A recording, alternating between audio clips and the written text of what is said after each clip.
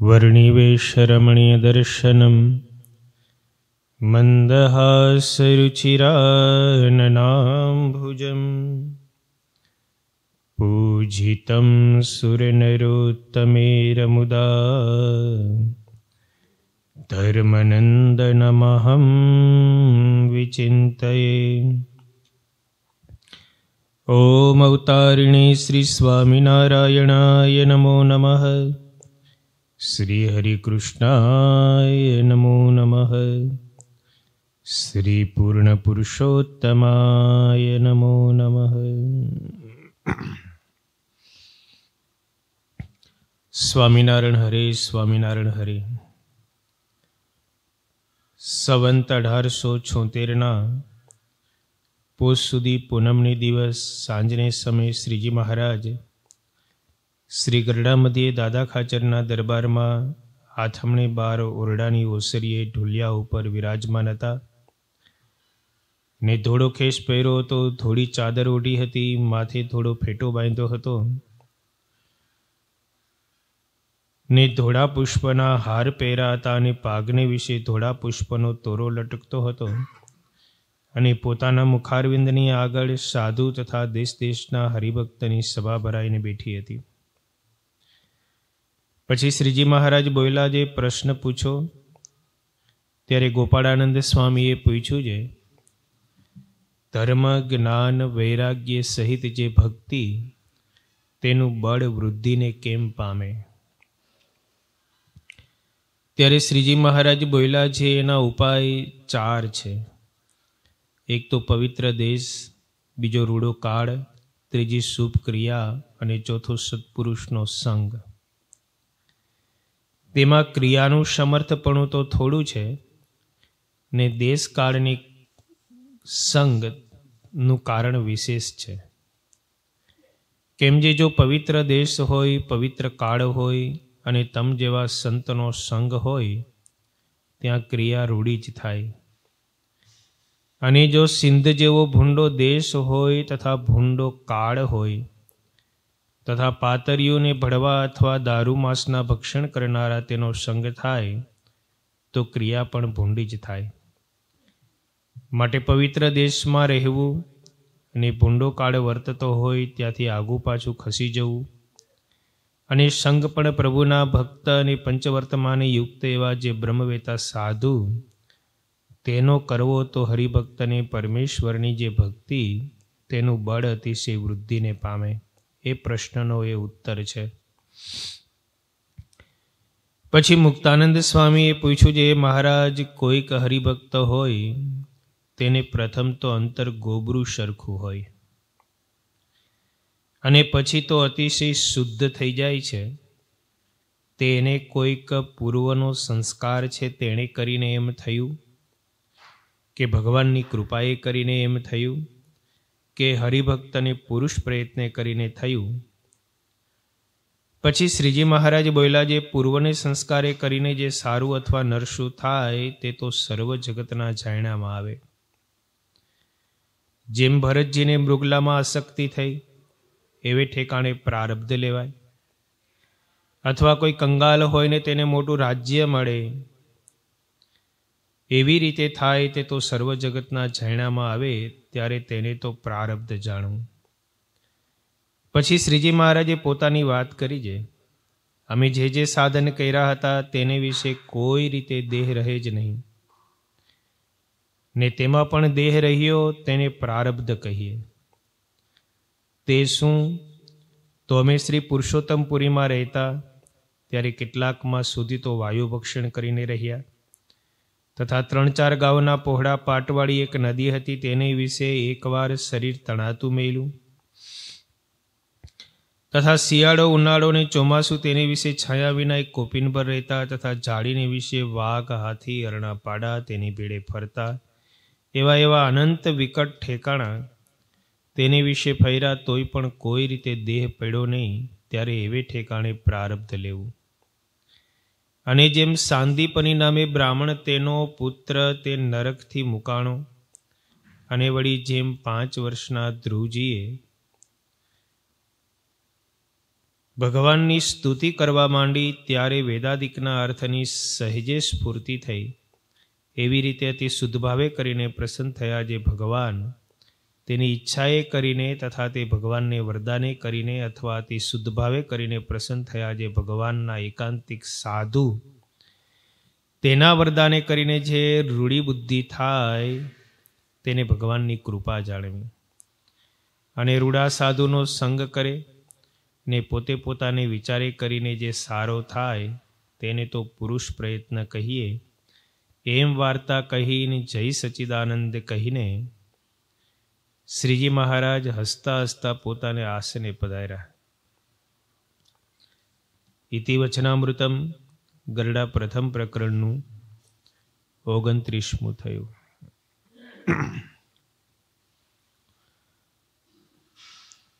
આ વચનામૃતમાં 2 પ્રશ્નો આવ્યા. એક પ્રશ્ન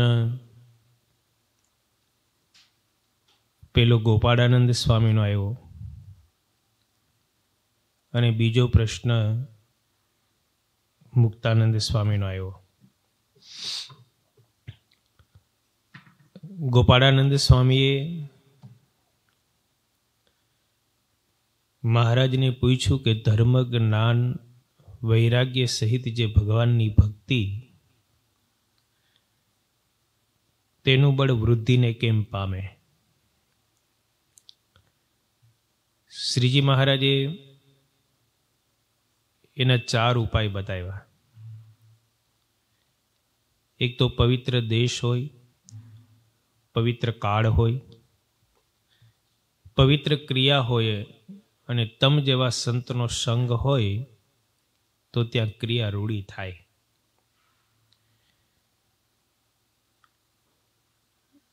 અહીંયા મહારાજે કીધું કે ક્રિયાનું પ્રધાનપણું તો થોડું છે, પણ કાળ, કર્મ અને સંગનું પ્રધાનપણું વિશેષ છે. ક્રિયા એટલે કર્મ, શુભ કર્મ કે અશુભ કર્મ, એની પાછળ આ 3 છે એ કારણરૂપ છે. દેશ કારણરૂપ છે, કાળ કારણરૂપ છે અને સંગ કારણરૂપ છે. ગમે તેવો સારો હોય પણ જો દેશ ખરાબ હોય તો ક્રિયા બદલે, કાળ ખરાબ હોય તો પણ ક્રિયા બદલે અને ખરાબનો સંગ થાય તો પણ ક્રિયા બદલે. ઘણા બધા આપણા સંપ્રદાયના એવા ઇતિહાસો છે, પરોક્ષમાં પણ ઘણા બધા એવા ઇતિહાસો હોય. પેલા સારો હોય પણ પછી ખરાબ થઈ જાય. મહારાજ વન વિચરણ કર દરમિયાન કીચકને મળ્યા, પીબેકને મળ્યા. એ બધા બ્રાહ્મણો હતા, શુદ્ધ હતા. મગનીરામને મળ્યા. આ બધા બ્રાહ્મણો હતા, પવિત્ર હતા, પણ એને એવો દેશ મળ્યો, એવો કાળ પ્રાપ્ત થયો અને એવાનો સંગ થયો તો સારા હતા તો પણ ખરાબ થયા. આ 3 ઘરેથી નીકળ્યા હતા ભગવાનને મેળવવા, પણ ખરાબનો સંગ થઈ ગયો. પેલા શ્રીમદ ભાગવત અને ગીતા વાંચતો હતો, પણ પછી કીચકને કૌલારના ગ્રંથનો ભણાવનારો મળી ગયો અને પછી દેવીનો ઉપાસક થયો. એવાનો સંગ થયો, જંત્ર મંત્રની વિદ્યા બધી ભણ્યો તો આખી એની વિચારધારા પલટાઈ ગઈ અને અંતે મહારાજને મારવા માટે પણ તૈયાર થયો, પણ કાંઈ ઉપજ્યું નહીં. કાળ ભૈરવ, હનુમાન આદિક બધાને બોલાવ્યા, અનેક દાણાઓ મંત્રી નાખ્યા, બધા એની ઉપર જ પડ્યા અને અંતે થોડીક બુદ્ધિ પવિત્ર થઈ. મહારાજને એને સંતોને જમાડ્યા અને થોડોક સદવિચાર પ્રાપ્ત થયો. પછી પોતાની ભૂલ ઓળખાણીને મહારાજને શરણે ગયો અને પછી ગીતા અને ભાગવત જેવા ગ્રંથ ભણ્યો તો એની પવિત્ર બુદ્ધિ થઈ. એટલે કર્મ છે એ દેશકાળ અને સંઘને આધારભૂત છે. એને આધારે સારું અને નરસું કર્મ થાય. અને ગમે તેવો સારો હોય, ભગવાનની સન્મુખ બેસતો હોય, ભગવાનની સન્મુખ રહેતો હોય, પણ કાળ ખરાબ વર્તતો હોય અને એવાનો સંગ ખરાબ થઈ જાય. દીનાનાથ ભટ્ટ હતા, તો એ દીનાનાથ ભટ્ટ ભગવાનનો આશ્રય કર્યો, મહારાજનો મહિમા સમજ્યા, શ્રી વાસુદેવ વિમલા અમૃત ધામ વાસમ જેવા સ્તોત્રો ભગવાનના બનાવ્યા.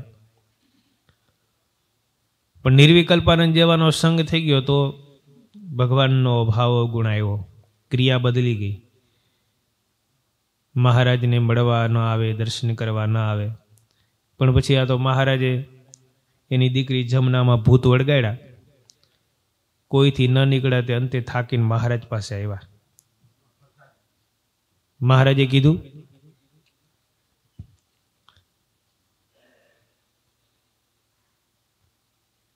કે ભાઈ બ્રાહ્મણને વળી ભૂત કેવા? તમે તો બ્રાહ્મણ છો, વેદ વેદાંતના જાણકાર છો. દીનાનાથ ભટ્ટ કે મહારાજ એ વાત બધી સાચી, પણ તોય અમે અશરણ તો છીએ જ. તમારે શરણે આવ્યા માટે કંઈક સારું કરો. મહારાજ કે મયારામ ભટ્ટ પાસે જાઓ.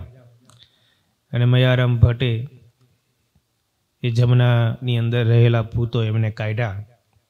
એટલે સંગ ખરાબ થાય તો એની ક્રિયા છે બદલે. એટલે મહારાજ અહીંયા સરસ કે જો પવિત્ર દેશ હોય, પવિત્ર કાળ હોય, અને ગોપાળાનંદ સ્વામીએ પ્રશ્ન પૂછ્યો તો એટલે મહારાજ ગોપાળાનંદ સ્વામીને ઉદ્દેશીને કહે કે તમ જેવા સંતનો સંગ થાય તો ક્રિયા રૂઢી થાય. તો ક્રિયા ભૂંડી કેમ થાય એના માટે મહારાજ કહે છે કે સિંધ જેવો ભૂંડો દેશ હોય. અહીંયા સિંધ શબ્દ વાપરો, ત્યારે હાલનું પાકિસ્તાન એ સિંધ કહેવાય. એ સિંધ જેવો ભૂંડો દેશ હોય, ભૂંડો કાળ હોય, સમય પણ વિપરીત હોય. અમુક સમયે જ અમુક ક્રિયા કરાય, અમુક ગુણ વર્તતો હોય ત્યારે જ અમુક ક્રિયા કરાય. શ્રીજી મહારાજે પણ કાળને અને ગુણને ઓળખીને ક્રિયા કરવાનું કીધું છે. મહારાજે જો વચનામૃતમાં ધ્યાનની વાત જ્યારે કરવાનું કીધું કે સત્વગુણ વર્તતો હોય ત્યારે ધ્યાન કરવું, પણ રજોગુણ ને તમોગુણ વર્તતા હોય ત્યારે ધ્યાન પણ ન કરવું. કારણ કે એ સમય સારો નથી, એ ગુણ સારો નથી. શુભ ગુણ હોય, શુભ કાળ હોય, શુભ દેશ હોય. પૂજા કરવા માટે પણ તમે જુઓ, દિશા પવિત્ર બતાવી, ઉત્તર દિશા તરફ, પૂર્વ દિશા તરફ મુખ રાખીને પૂજા કરવી, પવિત્ર આસન પાથરીને એની ઉપર બેસીને પછી પૂજા કરવી. કારણ કે નીચેની ભૂમિ ખરાબ હોય તો પવિત્ર આસન પાથરવું, પવિત્ર ભૂમિ હોય ત્યાં પૂજા કરવી. દેશકાળનું પ્રધાનપણું તો બધી જગ્યાએ છે, દેશનું પ્રધાનપણું તો સર્વત્ર માપવામાં આવે. તમે ભાગવતની કથા વાંચો કે સત્સંગી જીવનની કથા વાંચો તો તરત મહાત્મ્યમાં પહેલાં બતાવે કથા કરવી ક્યાં કરવી. જ્યાં ત્યાં કથા ન કરવાની હોય. નદીનો કિનારો હોય, મંદિર હોય, પવિત્ર સત્પુરુષનું સાનિધ્ય હોય, આ બધું બતાવેલું છે. તમે તમારા ઘરમાં અગર તો તમારી ફેક્ટરીમાં, તમારી દુકાનમાં ગમી જાવ ત્યાં કથા ન કરી નાખવાની હોય. કારણ કે એ દેશ સારો નથી. સારા દેશમાં સારા વિચારો આવે. દેશ એટલે સ્થાન, જગ્યા. દેશ એટલે કાંઈ આ ભારત દેશ ને પાકિસ્તાન દેશ ને બાંગ્લાદેશ ને એવી વાત નથી. અહીંયા દેશનો અર્થ સ્થાન છે અને કાળનો અર્થ સમય છે. સારું સ્થાન હોય અને સારો સમય હોય. અમુક સમય અપવિત્ર હોય, એ સમયે તમે પવિત્ર ક્રિયા કરો તો આપણને વાંધો ના આવે. મહારાજે શિક્ષાપત્રીમાં લખ્યું, અમારા આશ્રિત જે ભક્તજન હોય તેમણે સંધ્યા સમયે મંદિરે દર્શન કરવા જવું. શું કામ? એની પાછળનો પણ ઉદ્દેશ્ય છે. નહીતર ભાઈ આખા દિવસમાં ગમે તે જાજો, કાંઈ વાંધો નહીં, એવું ન કીધું આપણને કે સવારે જાજો, બપોરે જાજો. સંધ્યા સમયે જ શું કામ એને લખ્યું? કારણ કે સંધ્યા સમય છે એ ખરાબ કાળ છે. સંધ્યા સમયે શિવના ગણો હોય, એ બધા ફરતા હોય, એ સમયે તમારાથી કોઈ અશુભ કર્મ ન થઈ જાય, ઘરે હો ખેતીવાડીમાં હો તો તમારાથી અશુભ કર્મ થયા વિના રહે નહીં. કારણ કે સંધ્યાકાળ છે એ સારો કાળ નથી. એટલે મહારાજે કીધું સંધ્યાકાળે મંદિરે વહી જવું, પવિત્ર ભૂમિમાં વહી જાવ એટલે તમને સારા વિચારો આવશે. એની પાછળનો આશય એ છે, કંઈ સંધ્યાકાળ એટલે પવિત્ર કાળ છે એવું નથી, સંધ્યાકાળ એટલે ખરાબ કાળ છે. પણ એ સમયે તમને સારા વિચારો જો ઘરમાં હશો, મહારાજે શિક્ષા ભાગવતની અંદર દસમ સ્કંદની ભાગવતના તૃતીય ચતુર્થ સ્કંદની અંદર કથા આવે છે, જ્યારે કશ્યપ મહર્ષિ એને દિતિ અને અદિતિ નામની બે પત્નીઓ હતી અને એમાં દિતિને વિકાર થયો અને સંધ્યા સમયે એમણે પોતાના પતિની ઈચ્છા નહીં હોવા છતાં પણ સ્પર્શ કર્યો તો એના થકી રાક્ષસો થયા. કારણ કે સંધ્યા સમય હોય ને એ સમયે તમારાથી અશુભ ક્રિયા થાય તો શિવના ગણો રખડતા હોય. પણ એ સમયે તમે પવિત્ર સ્થાનની અંદર વયા જાઓ, કારણ કે કાળ ખરાબ છે તો પવિત્ર દેશ પસંદ કરો. તમે મંદિરે વયા જાઓ તો તમને ત્યાં કાળ બંધન કરતા નહીં થાય. એ સમયે ભગવાનનું નામ સંકીર્તન ઉચ્ચ સ્વરે કરીને કરવું. મહારાજે કાળ કદાચ પવિત્ર ન હોય, અશુભ હોય, સમય અશુભ હોય અને એ સમયે અશુભ વિચાર આવતા હોય તો એને શુભ કાળ બનાવવા માટેની પણ પ્રક્રિયા બતાવી. મહારાજે લોયાના છઠ્ઠા વચનામૃતની અંદર લખ્યું કે તમને જ્યારે કામ ક્રોધાદિકના વિકારો થતા હોય તો એ અશુભ કાળ છે, અશુભ સમય છે, તમારા વિચારો ખરાબ થાય. તો મહારાજ કે એને શુભ કરવા હોય તો શું કરવું? તો કે ઉચ્ચ સ્વરે કરીને સ્વામિનારાયણ સ્વામિનારાયણ રટન કરવું, મુક્તાનંદ સ્વામી ગોપાળાનંદ સ્વામી આદિક જેવા સંતોને સંભાળવા. તો ખરાબ કાળ હોય તો એ પણ સારો કાળ થઈ જાય. તો એ બધા ઉપાયો મહારાજે વચનામૃતમાં બતાવ્યા. એટલે મહારાજ કે સિંધ જેવો દેશ હોય, ભૂંડો કાળ હોય અને પાતરીઓને ભળવા અથવા દારૂ માંસના ભક્ષણ કરનારા તેનો સંગ થાય. કેવા કેવા મહારાજે વચનામૃતમાં શબ્દો લીધા, પાતરીઓ અને ભળવા. પાતરીઓ એટલે વેશ્યાઓ અને ભળવા એટલે સ્ત્રી અને પુરુષનો સંગ કરાવનારા જે પુરુષો હોય એ બધા ભળવા કહેવાય. એવો અહીંયા શબ્દનો અર્થ છે. આપણે ઓમ એને ગાળ કહીએ એક પ્રકારની, પણ એનો અર્થ શું છે? તો કે વ્યભિચારી સ્ત્રી હોય અને વ્યભિચારી પુરુષ હોય એનો જે સંગ કરાવનારો છે એને અહીંયા વચનામૃતમાં એવા શબ્દથી નિર્દેશ કર્યો છે. અને માંસ તથા દારૂ માંસના ભક્ષણ કરનારા હોય એનો સંગ થાય તો ક્રિયા ભૂંડી થાય. માટે શું કરવું? તો કે પવિત્ર દેશમાં રહેવું, ભૂંડો કાળ વર્તતો હોય ત્યાંથી આઘું પાછું ખસી જવું અને સંગ પણ પ્રભુના ભક્ત અને પંચવર્તમાન યુક્ત એવા જે બ્રહ્મવેતા સાધુ તેનો કરવો તો એ હરિભક્તને પરમેશ્વરની જે ભક્તિ છે તે વૃદ્ધિને પામે. પછી મુક્તાનંદ સ્વામીએ પ્રશ્ન પૂછ્યો કે મહારાજ કોઈક હરિભક્ત હોય એને પ્રથમ તો અંતર ગોબરું સરખું વર્તતું હોય ને પછી અતિશય શુદ્ધ થઈ જાય, તેને પૂર્વનો સંસ્કાર છે તેણે કરીને એમ થયું કે ભગવાનની કૃપાએ કરીને એમ થયું કે હરિભક્તને પુરુષ પ્રયત્ન કરીને થયું? મુક્તાનંદ સ્વામીએ પહેલાં ખરાબ વિચારવાળો હોય અને પછી અચાનક સારા વિચારવાળો થઈ જાય. પહેલાં મંદિરે આવતોય ન હોય, મંદિર સામું જોતોય ન હોય અને અચાનક મંદિરે આવતો થઈ જાય, સારી ક્રિયા કરતો થઈ જાય. પહેલાં તો પાનને ગલે જ્યાં ત્યાં રખડતો હોય અને અચાનક જ પરિવર્તન થઈ જાય. તો એની પાછળનું કારણ શું છે? એની ઉપર ભગવાનની કૃપા થઈ છે કે એનું કોઈ પ્રારબ્ધ પલટાઈ ગયું છે કે એનો પુરુષાર્થ છે? આ ત્રણમાંથી છે શું? એટલે મહારાજે કીધું કે પૂર્વ સંસ્કારે કરીને સારું અથવા નરસું થાય એ તો સર્વ જગતના જાણ્યામાં આવે. એના ઉપર મહારાજે જળભરતની વાત કરી કે જળભરત હતા તે બીજા જન્મની અંદર મૃગ થયા હતા. ભરતજી ચક્રવર્તી સમ્રાટ હતા, ઋષભદેવ ભગવાનના પુત્ર હતા.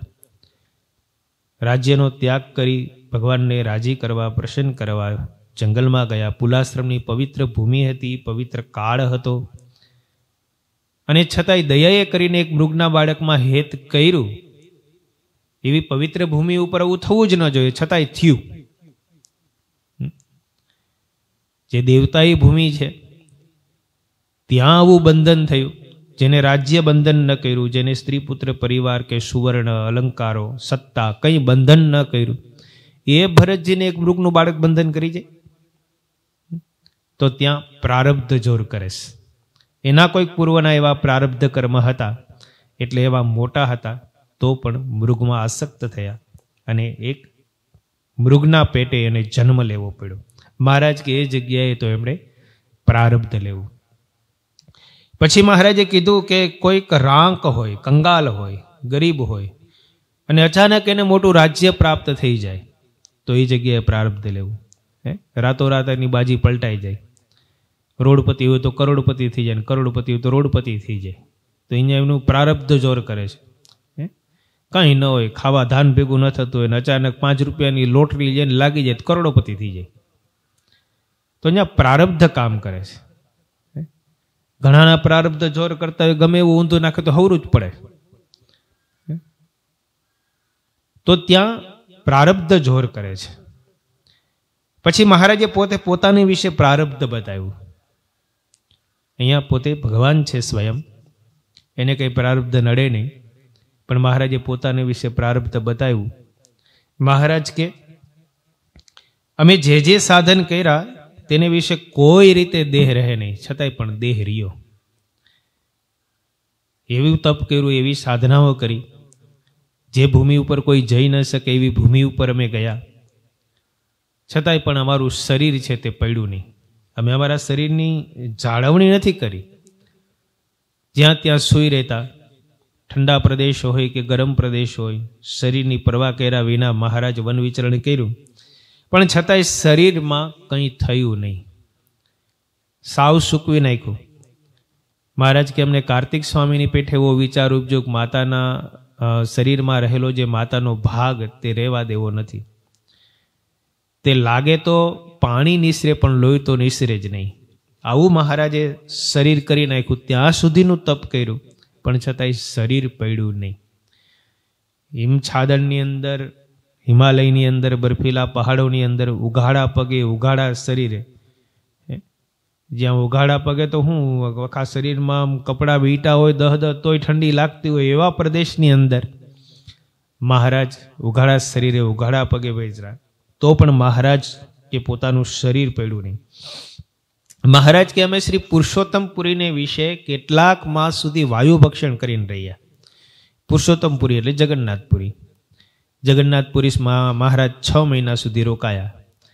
તે મહારાજે 3-4 મહિના સુધી તો ઉપવાસ જ કર્યા, કંઈ ખાધું જ નહીં. પણ છતાંય મહારાજ કે અમારું શરીર છે તે પડ્યું નહીં. વાયુ ભક્ષણ કર્યું એટલે કે ઉપવાસ કર્યા. પછી મહારાજ કે અમે 3-4 ગાઉના પોડા પાટવાળી એક નદી હતી, એમાં અમારું શરીર તણાતું મેલું. આદિકુર્મ તીર્થ છે દક્ષિણ ભારતમાં. જગન્નાથપુરીથી તમે જાઓ, માનસા સરોવર માનસપુર આવે અને માનસપુરથી આદિકુર્મ આવે.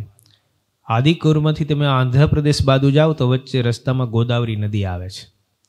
એ ગોદાવરી નદી બહુ મોટી, સમુદ્રને જ્યારે મળે છે એની પહેલાં ગોદાવરી નદીનો પડ 3-4 ગાંવ સુધી છે. 6-7-8 કિલોમીટરની અંદર આખો બ્રિજ છે, એવડી મોટી નદી છે.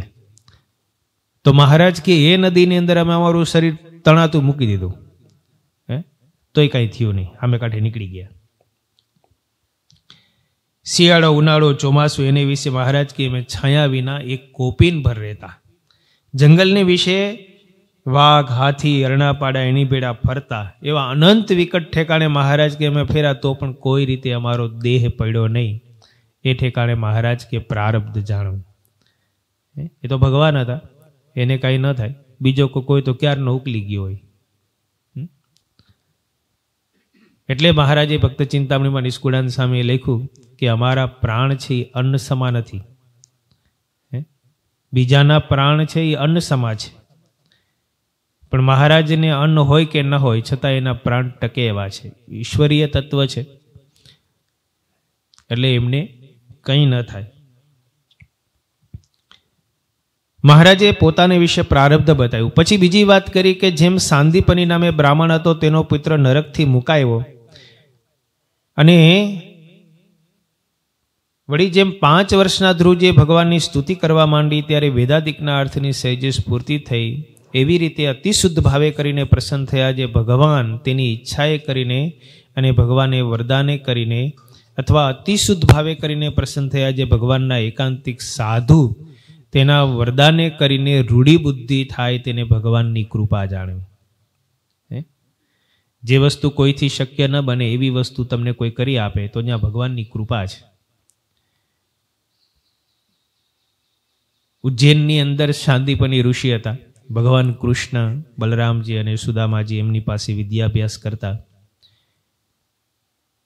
જ્યારે વિદ્યાભ્યાસ પૂર્ણ થયો ત્યારે શાંતિપની ઋષિએ કીધું કે મેં તમને વિદ્યા ભણાવી, કારણ કે ભગવાન કૃષ્ણને, બલરામજીને શાંતિપની ઋષિ ઓળખી ગયા હતા કે આ સાક્ષાત પરબ્રહ્મ તત્વ છે.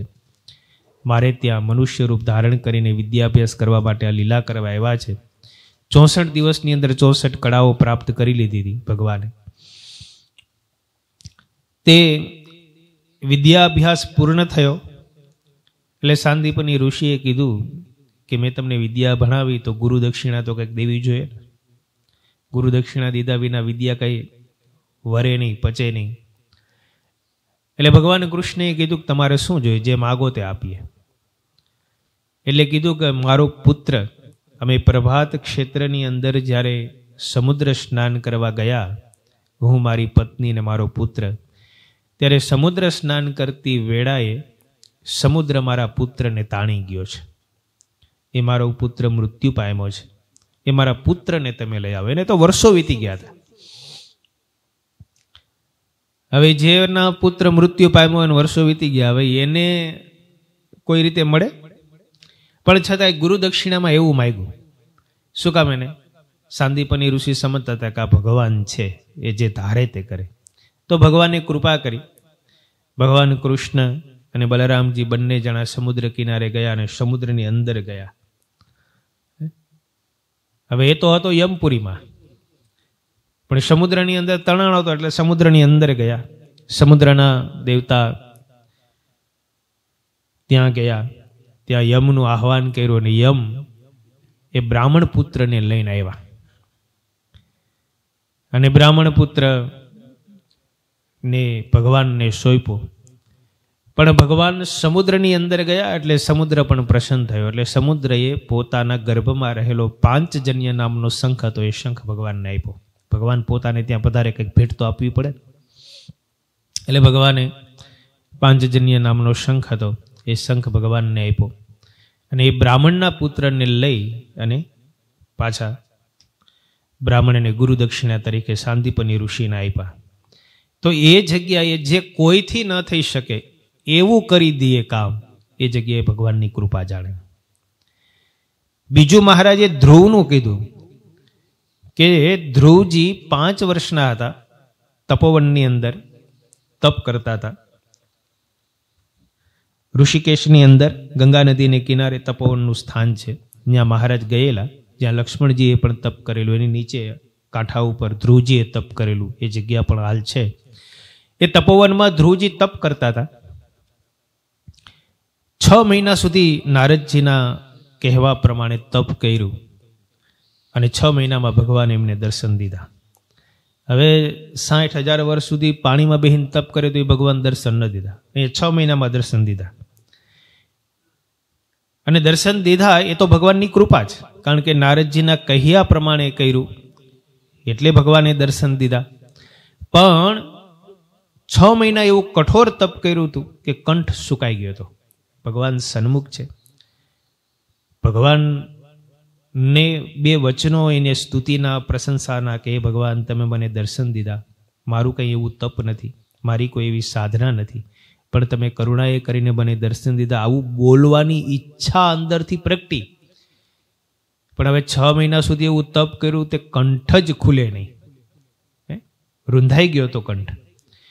એટલે ભગવાન વિષ્ણુએ ચતુર્ભુજ રૂપ ધારણ કરેલું હતું. પોતાની પાસે શંખ, ચક્ર, ગદા, પદ્મ આયુધો હતા. ભગવાને પોતાનો શંખ લઈ અને ધ્રુવજીના કંઠમાં અડાડ્યો.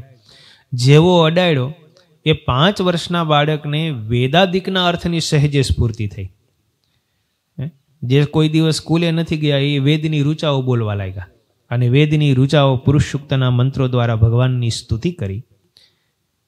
અને એ ભગવાનની સ્તુતિ થઈ તો ત્યાં શું 5 વર્ષના બાળકને વેદનું જ્ઞાન ન હોય, પણ કેવળ કંઠ અડાડે ને વેદાદિકના અર્થની સ્ફૂર્તિ થઈ આવે અને ભગવાનની સ્તુતિ કરે તો એ જગ્યાએ ભગવાનની કૃપા જાણવી.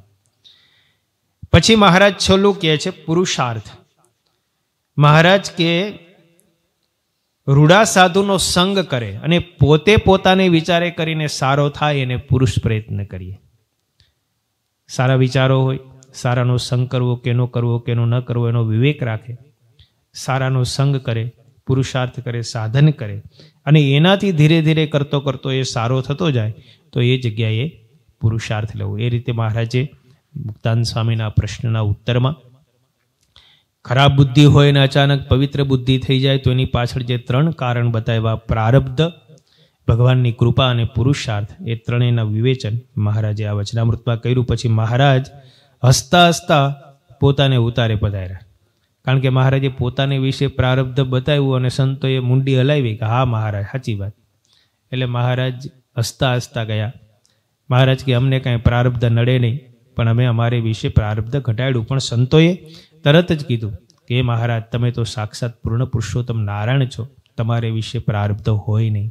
કારણ કે ગોપાળાનંદ સ્વામી જેવા, મુક્તાનંદ સ્વામી જેવા સંત એ સમજી શક્યા હોય કે ભગવાનમાં કોઈ દિવસ પ્રારબ્ધ ઘટે નહીં. સહજાનંદ સ્વામી મહારાજ.